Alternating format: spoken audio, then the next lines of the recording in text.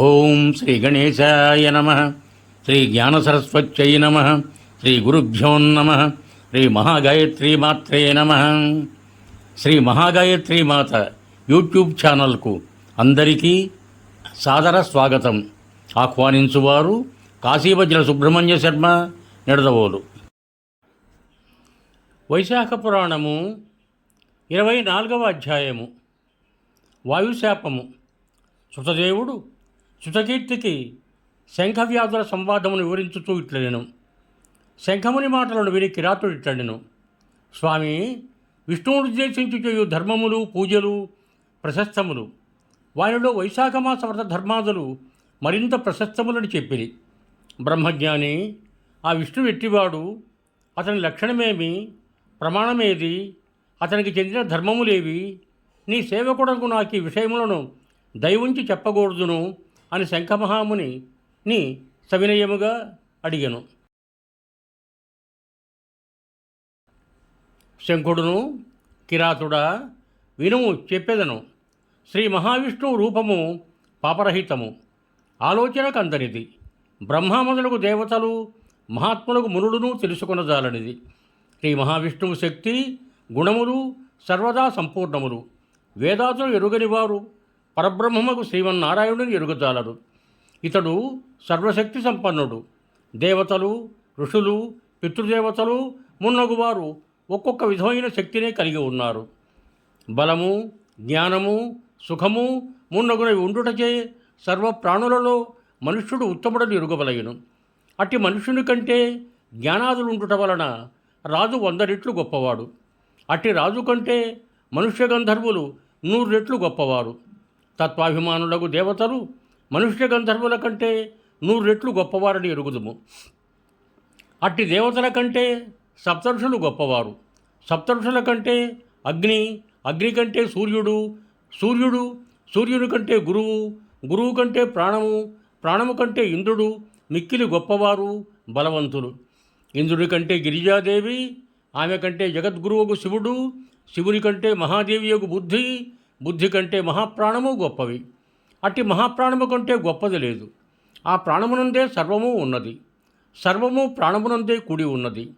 ప్రాణము వలనే సర్వము కదులుచున్నది. నల్లని మబ్బువలె ప్రకాశించు ఈ ప్రాణమును సర్వాధారమని పెద్దలు చెప్పుతున్నారు. లక్ష్మీ కటాక్షముచే ప్రాణము నిలిచి ఉండును. ఆ లక్ష్మీదేవి శ్రీమన్నారాయణుని దయచేతనే మరింతగా ప్రకాశించును. అట్టి సర్వాధారుడు సర్వోత్తముడుకు శ్రీ మహావిష్ణువు కంటే గొప్పది, సమానమైనది ఏదియునూ లేదు అని శంఖుడు వివరించుతుండెను. అప్పుడు కిరాతుడు, స్వామి, ప్రాణము అన్నిటికంటే గొప్పదా, ప్రాణము కంటే విష్ణువు గొప్పవాడో వివరింపుమని శంఖమునిని ప్రార్థించెను. అప్పుడు శంఖుడిట్లనెను, కిరాత వినుము. సమస్త జీవులు పరిశీలించి నిర్ణయించిన ప్రాణాధిక్యమును చెప్పుదును వినుము. పూర్వం శ్రీమన్నారాయణుడు బ్రహ్మాండమును సృష్టించి బ్రహ్మాదులతో ఇట్లనెను, దేవతలారా, నేను మీ దేవతల సామ్రాజ్యమునకు బ్రహ్మను అధిపతిగా నియమించుతున్నాను. మరి మీలో గొప్పవారెవరో చెప్పిన వారిని యువరాజుగా చేయుదును. అతడు శీలము, శౌర్యము, ఔదార్యము మున్నగు గుణములను కలిగి ఉండవలెను అని శ్రీహరి పలుకగా ఇంద్రాదులు నేను గొప్పనగా నేను గొప్ప అని పరస్పరము వివాదపడిరి. కొందరు సూర్యుడు గొప్పవాడనిరి, ఇంద్రుడు గొప్పవాడని కొందరనిరి, కొందరేమియో అనక మౌనముగా ఉండిరి. ఇంద్రాది దేవతలు యువరాజు పదవికి తమలో తగిన వారెవరో తెలియక నిర్ణయించుకొనలేక శ్రీమన్నారాయణుని కడకపోయి ఆయననే అడిగిరి. అప్పుడు శ్రీహరి నవ్వుచూ, విరాట్ పురుషుడు సృజించిన ఈ స్థూలదేహము వైరాజమనబడును. ఈ దేహమును చాలామంది దేవతలు అంశరూపమున ఉండిరి. ఏ దేవుడు ఏ దేవుని అంశ ఈ శరీరము నుండి బయటకు వచ్చిన ఈ దేహము పడిపోవునో, ఎవరు ప్రవేశించినా లేచునో అతడే ఆ దేవుని అంశయే బ్రహ్మ తరువాత యువరాజ పదవికి తగిన దైవమని పలికెను. శ్రీహరి చెప్పిన మాటలకు దేవతలందరూ అంగీకరించిరి. స్థూల శరీరమును పాదముల నుండి ముందుగా జయంతుడును దేవశ్రేష్ఠుడు వెలుపలికి వచ్చెను. అప్పుడు ఆ శరీరము నడవలేక ఉండెను. కానీ వినుట చూచుట మున్నగు సర్వకార్యములను చేయుచుండెను. అప్పుడు ఆ దేహిని కుంటివాడనిది. స్థూలదేహము గుహ్కావయము నుండి దక్షుడును ప్రజాపతి ఇవులకు వచ్చెను. అప్పుడు ఆ ప్రాణిని ఉపభోగశక్తి లేకపోవుటచే నపుంసకుడనిది. దక్ష ప్రజాపతి యువలకు వచ్చినను శరీరం పడిపోలేదు. వినుచూ చూచుచూ పలుకుచూ గాలిని పీల్చుచుండెను. తర్వాత హస్తప్రదేశం నుండి ఇంద్రుడు వెలుపలకు వచ్చెను. అప్పుడు ఆ దేహిని హస్తహీనుడనిది. ఆ శరీరము ఇంద్రుడు బయటకు వచ్చినను చూచుటా మున్నగు వారిని చేయుస్తూనే ఉండెను. తర్వాత కన్నుల నుండి సూర్యుడు వెలుపలికి వచ్చెను. చూపు లేకపోయాను, కానీ ఆ శరీరము వినుటామున్నగు పనులను చేయుచుండెను. దేహం ముక్కు నుండి అశ్వినీ దేవతలు వెలుపలికి వచ్చిరి. వాసన చూడలేకపోయాను, కానీ వినుటామున్నగు వారిని శరీరము చేయుస్తూనే ఉండెను. దేహము చెవుల నుండి దిక్కులు వెలుపలికి వచ్చినవి. అప్పుడు ఆ దేహికి విరిగిటి శక్తి లేకపోయాను. చెవిటివాడనిది. చూచుటామున్నగు పనులను మాత్రం చేయుస్తూనే ఉండెను. దేహము నాలుక నుండి వరుణుడు వెలుపలికి వచ్చెను. దేహికి రుచి తెలియకుండెను. వినుటామున్నగు వారిని చేయుచుండెను. శరీరం పడిపోలేదు. పిమ్మట వాక్కునకు అధిపతియగు అగ్ని బయటకు వచ్చెను. ఆ శరీరి మాటలేకపోవటచే మూగవాడయ్యను. చూచుటామున్నగు వారిని చేయుస్తూనే ఉండెను. జ్ఞానస్వరూపుడకు రుద్రుడు శరీరము నుండి వెలుపలికి వచ్చెను. శరీరికి జ్ఞానము లేదు, కానీ వినుటామున్నగునవి చేయుస్తూనే ఉండెను. తర్వాత వాయువు వెలుపలికి వచ్చెను. అప్పుడు ఆ శరీరము కన్నులు చెవులు మున్నగునవి పనిచేయుచున్నను నిశ్చేష్టమై పడిపోయాను. దీనిని చూచి శరీరమును ఏ దేవత ప్రవేశించి లేవదీయునో అతడే యువరాజుని పలికెను. శ్రీహరి మాటలను విని జయంతుడు దేహి పాదములను ప్రవేశించెను, కానీ శరీరము లేవలేదు. దక్షుడు గుహ్యమును ప్రవేశించెను. శరీరము లేవలేదు. ఇంద్రుడు ప్రవేశించినను ఆ కళేబరము కదలలేదు. సూర్యుడు కన్నులలో ప్రవేశించినను హస్తములను ప్రవేశించినను ఆ కళేబరము కదలలేదు. దిక్కులు చెవులలో ప్రవేశించినను ఆ కళేబరము కదలలేదు. అగ్ని ప్రవేశించినను ఆ కళేబరము నుండి మాట రాలేదు. రుద్రుడు మనసులో ప్రవేశించినను కళేబరము కదలలేదు. పిమ్మట ప్రాణము ప్రవేశింపగా ఆ శరీరము లేచెను. అప్పుడు బలము, జ్ఞానము, ధైర్యము, వైరాగ్యము, బ్రతికించుట మొదలగు వాని యందు శక్తివంతమగు ప్రాణమునే యువరాజుగా దేవతలు భావించిరి.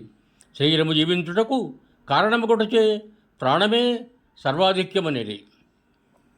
దేవతలందరూ ఆశ్చర్యపోయిరి. అప్పుడు శ్రీహరి ఇట్లనెను: ఇట్టు నిర్జీవమై పడిన ఈ ప్రాణము ప్రాణహీనమగు జగత్తు లేదు. ప్రాణహీనమగు ప్రాణియు ఈ సృష్టిలో లేదు. అట్టి ప్రాణహీనమునకు వృద్ధి లేదు. కావున ప్రాణము సర్వజీవుల కంటే అధికము. దానిని మించిన బలాఢ్యమైనది ఏదియునూ లేదు. ప్రాణదేవుడొక్కడే అయినను ఆయా పనులను చేయుటచే బహుస్వరూపుడగుచున్నాడు. కావున ప్రాణము సర్వోత్తమని ప్రాణోపాసన పరులంచున్నారు. సర్వసృష్టికి వినాశనమునకు స్థితికి ప్రాణదైవమే సమర్థము. విష్ణువు తప్ప మిగిలిన దేవతలెవ్వరూ ప్రాణమును తిరస్కరింపలేరు. ప్రాణదేవత సర్వదేవాత్మకము, సర్వదేవమయము, నిత్యము శ్రీహరిని అనుసరించి ఉండును. శ్రీహరికి వ్యతిరేకమైన దానిని వినడు, చూడడు. ప్రాణదైవం మాత్రం శ్రీహరికెప్పుడునూ వ్యతిరేకమును చేయదు. కావున ప్రాణము శ్రీహరికి బలమనిది. కావున శ్రీ మహావిష్ణువు మహిమను లక్షణములను తెలిసిన జీవి పూర్వకర్మవశమున సిద్ధమైన స్థూలదేహము తన శరీరముపైనున్న కుబుసమును విడిచినట్లు విడిచి తుదకు సర్వోత్తమము వినాశనహితము అగు శ్రీహరి పదమును చేరుస్తున్నాడు. అప్పుడు శంఖమహాముని భరించెను. ఆ మాటలను విని కిరాతుడు ప్రసన్న మనస్కుడై సవినయముగా మరలా శంఖుని అడిగను: స్వామి బ్రహ్మజ్ఞాని, మహానుభావుడు, జగద్గురువు, సర్వేశ్వరుడునకు ప్రాణము యొక్క మహిమ లోకమున పొందుటకు ఎందుకు ప్రసిద్ధము కాలేదు? దేవతలు, మునులు, మహాత్ములు మున్నగు వారి మహిమ లోకమున పురాణాదుల యందు వినపడుతున్నది. కానీ ప్రాణమహాపురుషుని మహిమ ఎందులకు ప్రఖ్యాతము కాలేదు అని ప్రశ్నించారు. అప్పుడు శంఖమహాముని ఇట్లనెను: పూర్వం ప్రాణమహాపురుషుడు సర్వోత్తముడకు శ్రీహరిని అశ్వమేధయాగముల చేసి సేవింపదలచేయి గంగాతీరమునకు పోయెను. నాగళ్లతో ఆ నేలను దున్నించుతూ శుద్ధి చేసి యాగశాలను నిర్మింపదలిచెను. నాగళ్లచే దున్నించుతుండగా పుట్టలో తపం చేసుకుని కణ్వమహామునికి నాగలి తగులటచే తపోభంగమై కోపించెను. పుట్ట నుండి వెలుపలికి వచ్చి కోపగించి తనకు విగ్రహమునాచరించిన ప్రాణపురుషుని చూచి, ప్రధానుడనని గర్వించిన నీవిట్లు నా తపమునకు విగ్రహమునాచరించితివిగాన నీకు ముల్లోకముల యందును ప్రఖ్యాతి ఉండదు, భూలోకమున మరింతగా ప్రఖ్యాతి ఉండదని శపించెను. శ్రీహరి అవతారములు ప్రసిద్ధములగును, కానీ నీవు మాత్రం ప్రసిద్ధము కావనేనను. ప్రాణమహాపురుషుడును కోపించి దోషము లేని నన్ను తప్పు చేయకుండా ఉన్న వారిని ఇట్లు శపించితివి. కావున కణ్వముని నీవు గురుద్రోహివి కమ్మని శపించెను. నీ ప్రవృత్తిని అందరిలో నిధించురడెను. కణ్మముని శాపం వలన ప్రాణమహాపురుషుడు భూలోకమున ప్రసిద్ధుడు కాలేదు. కణ్ముడును ప్రాణశాపమును అనుసరించి తన గురువును భక్షించి సూర్యునికి శిష్యుడయ్యను. కిరాత, నీవడిగిన వారిని అన్నింటినీ చెప్పి తిని అని శృతదేవుడు శృతకీర్తి మహారాజునకు చెప్పాను.